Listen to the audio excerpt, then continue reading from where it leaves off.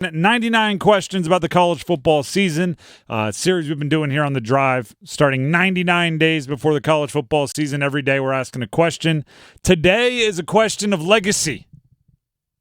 It's a question of honor. It's a question of how you will be remembered.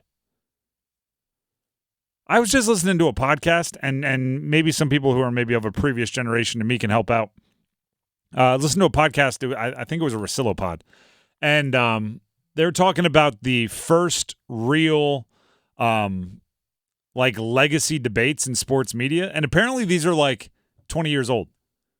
In the 90s, no one talked about the Jazz made it to the finals. If they can beat Jordan, how will that change John Stockton and Karl Malone's legacy? It just didn't happen.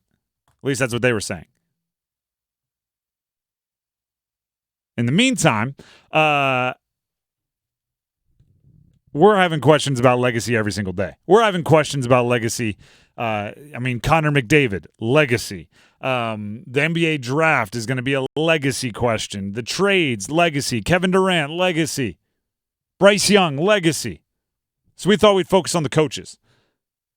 Whose coaching legacy is on the line in the triangle the most this year? Right? When they look back on Manny Diaz, Dave Doran, Mac Brown, in the annals of football history, whose page, whose footnotes will be changed the most by this season? Let me get this out of the way. Manny Diaz, not much. Every time you take a job, we've talked about it, you get the 1 year on-ramp. You get the 1 year where you can blame the previous coach's recruiting, or you can blame the transfer portal, you can blame whatever you want to blame. You can blame your first year, you get one free pass. So Manny Diaz, your legacy won't be affected. Right now, your legacy is mostly as the guy that didn't work at Miami. And he pretty much had to go out there and get a brand new season. He is entering a brand new season, but he had to get a brand new team, brand new coaching staff, a lot of new players. Of the Mike Elko effect, or really the Texas A&M effect, and we'll get to that discussion a little bit later into the show. Mac Brown, UNC's head coach, legacy's not on the line. His legacy is cemented. Now, there's only one thing that can really change Mac Brown. Or I'll say this. Two things that could really change Mac Brown's legacy.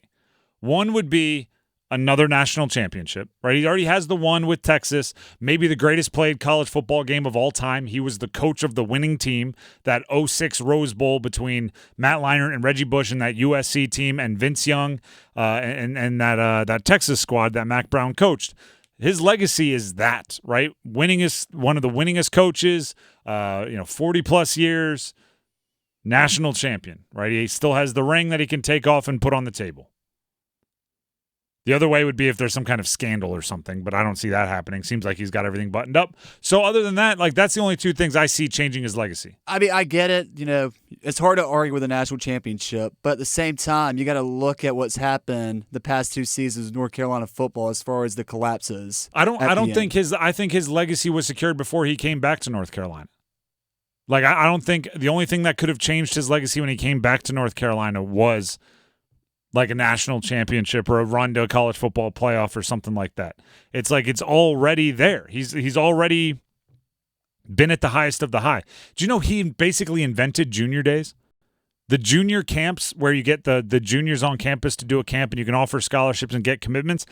He basically invented that. There's a great article, I forget who wrote it, I read a couple months ago, on how Texas, they used to bring in and they used to offer 25 scholarships per year and get 23 commitments. They were that good at recruiting at the height of Mac Brown. So his legacy is there. Dave Doran, on the other hand, this does feel like a legacy year for him, right? This does feel like that. Absolutely coaching for his legacy. Because this year is one that I think, and I've talked about this phenomena, I think it can start the legacy. It can start the conveyor belt. This offseason was an expensive offseason for those supporters of NC State, right? The transfer portal, keeping KC Concepcion as money spent. right? And that's, you can, I hate it. It didn't used to be that way. Well, it might have been that way more than you think. Not saying at NC State, but at schools where you're trying to retain players, there may have been some money exchanged. But yes, it's on the up and up now. It was an expensive offseason. I think if you win this year, and I'm talking about win big, it could start the conveyor belt where, okay, you win, you raise more money, you spend more money, you win, you raise more money. What came first, the chicken or the egg, the money or the winning? Usually it's hard to tell. But I do know that the winning raises the money, and the money raises the winning, and the winning raises the money, and you can just keep building like that. This is a year that could start that for NC State. I know we talked about it time and time again, but I just want to kind of remind the listeners, because I'm curious too. What's the ceiling for NC State football this season? College football playoff. I think It's college football playoff or bust. I don't know if it's college football playoff or bust. I think it's ACC championship game or bust. I think it's 10-win season, which would be the first under Doran or bust. Like, there's a lot of chips in the middle of the table, right? Dave Doran has been nothing if not steady, right? It's been above average, but never great for essentially a decade. And what you're doing, it's like being at the poker table and you're just check, check, check, check, check. Maybe take a small pot, check, check, check, check. Maybe take a small pot, right? Grow your money slowly, but at some point you're going to look down, you're going to have pocket aces, and you got to put all your chips in the middle, and hopefully someone calls. This is the year where you're finally looking down and you have the talent. And I'm not saying they haven't had the talent in the past, but I'm saying it's so obviously assembled in a certain way this year that if it doesn't work, and I've said this before, this isn't new. If you go ask somebody for a bunch of money to get a quarterback or to get a receiver or to get a running back or a tight end, and they shell out the cash, and then you don't see the success, then you go back next offseason and say, hey, I'm back. We need more money for a linebacker. They're going to go, no, I didn't see the return on the money last year. Do it without me. The flip side is if you go ask for a bunch of money for a player, then you make it to the college football playoff, then you go back the next year and say, hey, I need some more money. They're going to say, absolutely, last year was so much fun, as they shell out $100 bills. If they don't win, it's another season of Dave Doran above average results, but it's also squandering of some talent. So if Dave Doran is ever going to level up to a greater level, this year feels as good as any.